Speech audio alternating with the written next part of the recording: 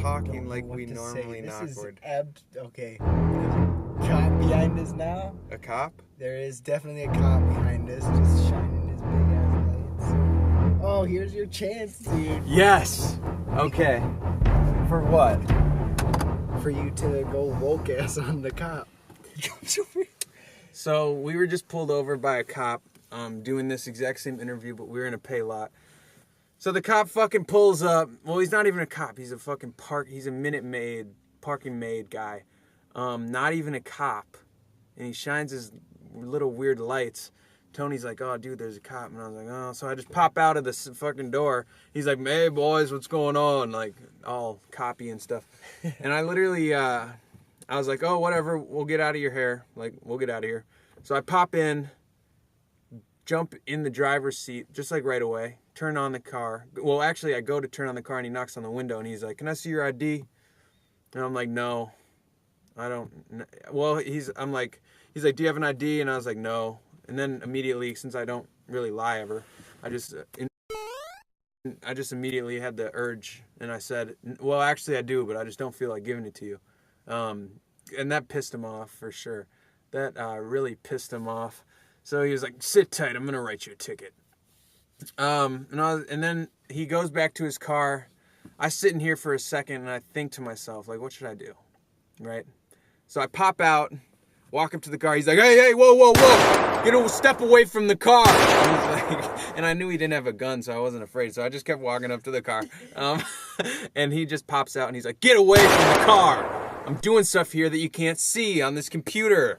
And I was like, God, you're fucking ridiculous. So I start to talk to him like a normal human being, right? I feel like there's always this fucking thing when you talk to cops. It's like you have to speak in some certain fucking way not to offend them so that you don't get a ticket, right? And I don't do any of that bullshit. I don't fucking lie. When you speak in that way, you're fucking lying, dude. So I don't speak in that way. So I spoke with him like a real human being. I said, and I literally said, listen, buddy, you understand that we're spiritual beings having an experience in this world. The scope of this is so much bigger than me sitting in this lot and you giving me a ticket. Just because someone paved these roads and painted these lines and told you that you could come here and give me a ticket doesn't mean that you can. And he was like, all right, sit tight, go back to your van. And we were speaking for a little bit back and forth. He was like, yeah, man, I just wanted to make sure you're not wanted. All this stuff, blah, blah, blah. And he's like, all right, man, just go pop back in your van. I'll be there in 1 second. Then he comes up and what does he say? He's like, all right, buddy, I'm not going to write you a ticket. He like totally calmed down, 100% calmed down, was talking like a normal person. And he was like, all right, I'm not going to write you a ticket. I just want you to know, like when I asked for your ID, and it was totally mutual respect. That was the beautiful thing, right? Mm-hmm. When he came up to the car, it was complete respect. Yep. Fucking respect between two human beings. And he spoke for a while, told me why he wanted my ID, right? Some bullshit. He was like, I wanted to make sure you're not a murderer. What? Okay. And then I was like, all right, man, well, hey, thank you. I respect that. And then I told him, what did I say, man? I was like, hey, man, I just want you to know that I'm a very spiritual person and I care about humanity a lot. And I want you to realize that when someone tells you that you can enforce these laws, they're not talking about moral laws, right? I said the laws that man writes down, and I want you to know that the laws that you enforce are not spiritual laws. They're man's laws and they're man's creation. And I just want you to remember that the next time you interact with someone. And it felt great to be able to tell this guy that. And you know what is kind of the shitty part is I was holding back.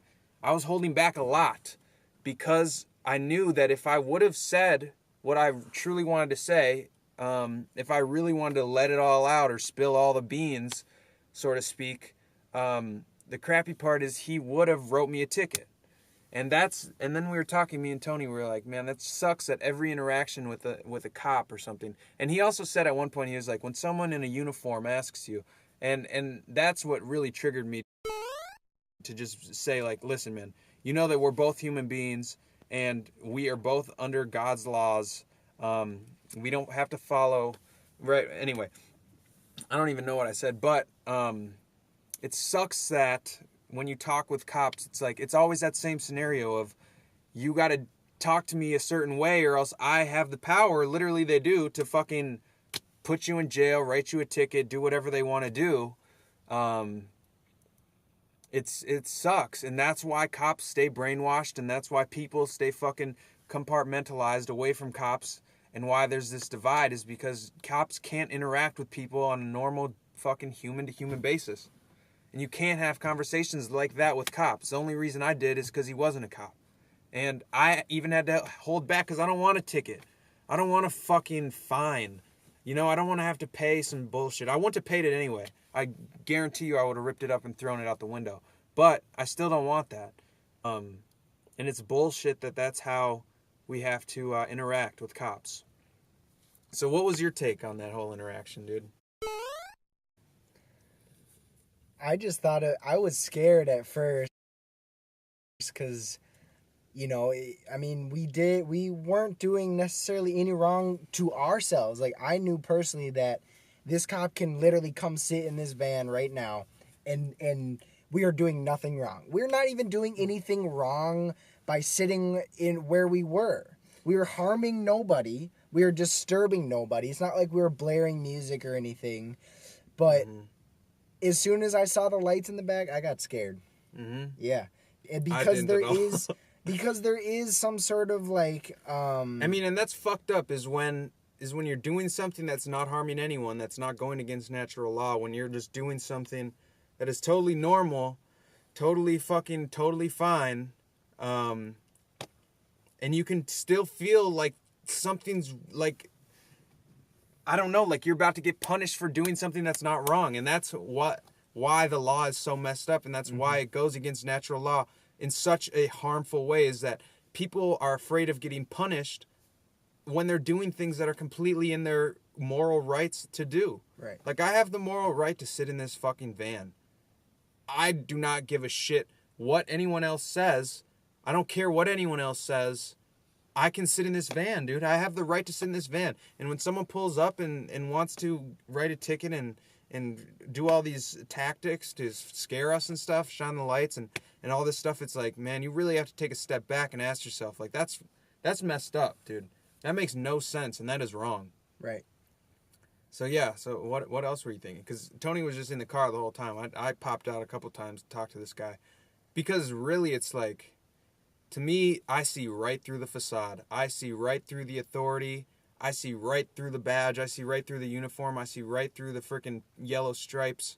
And I can just spot, like, dude, that we're living on this beautiful earth, dude.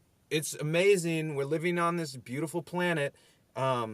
Limitless potential. We are limitless potential. We are infinite consciousness. Like, and you want to come here and just give me a ticket because someone told you could? You bought that lie, dude? They gave you a uniform. They gave you a badge. They let you drive around this little stupid car. And you believe that you have the right to do that now? Ridiculous. It's absolutely ridiculous. And it's sad. I felt bad for the guy, dude, because you could tell when I was talking about that spiritual stuff, I was looking him right in his eyes. I was seriously looking him right in his eyes, full of love. And he looked away, dude. He couldn't look me in the eyes. Mm-hmm. Could he? He kept looking side to side, saying, all right, dude, yeah, I understand. Mm-hmm. Like, that's where they're at. They're at a low level of consciousness, straight up. People don't reciprocate like love, you know? Like, people are always, like you said, so compartmentalized.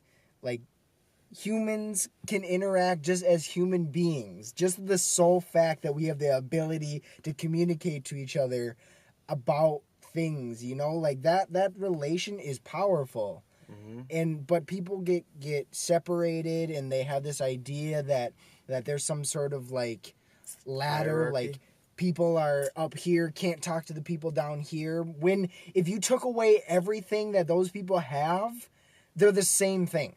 Mm-hmm. Totally.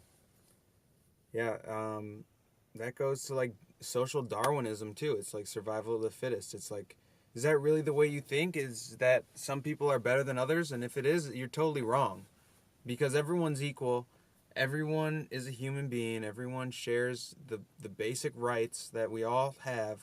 And it's messed up when people like that, like, they really don't think so. Seriously. You can't think that if you think that you can enforce these bullshit laws that make no sense. That have no backing in morality at all. That has nothing to do with morality. It has absolutely nothing to do with what is right and what is wrong. All it has to do is money. That dude doesn't even understand. And when we were driving away, I was like, man, that's messed up that he's a cow and I'm a cow and he's trying to herd me. It's like, it's seriously messed up. It's like if the sheep were herding themselves. And if you do a sheep-dog scenario, it's like, and the sheeps were barking and not even the dogs were. It's like, dude, who are you here to benefit, man? Because me and you are both human beings. Like, it's his job to do that, yeah. That's get a new job, dude, where you don't have to sit and trample on your fellow man's rights. It's like, that's what I would like to tell that guy if he wasn't in the position to give me a ticket, right? It's totally messed up when you realize that we're all human beings and we're all one, right? And then there's people like that who want to police each other. It's like, you're literally harming yourself, dude. We're the same. Me and you are the same, and you want to harm me just so someone else can make money? Like, who do you think all that ticket money goes to, dude? It ain't you, and it ain't me. It's crazy. It's messed up. Well, this was the freaking first based van talk. So this is my new van. I'm gonna be doing a lot of interviews in here. I've got some ideas for future interviews, like maybe doing an interview series, very specific. Like maybe I was thinking about downloading a Tinder, swiping right on all the girls, getting them in, doing interviews like Tinder confessions or something like that, something along those lines. I got really ashy elbows and they're itchy. It's really fucking weird. But yeah, Based Earth, Based Van. This has been the first episode of, what should we call it? Like Based Van, I guess. Based Van interviews. The Based Mobile. The Based Mobile. That's what this is. The Based Mobile. Okay. So that was the first episode where me and Anthony were talking about our interaction with a police officer. So, thanks for watching. I hope you watch again. Trying to find this record button. We love you. Peace.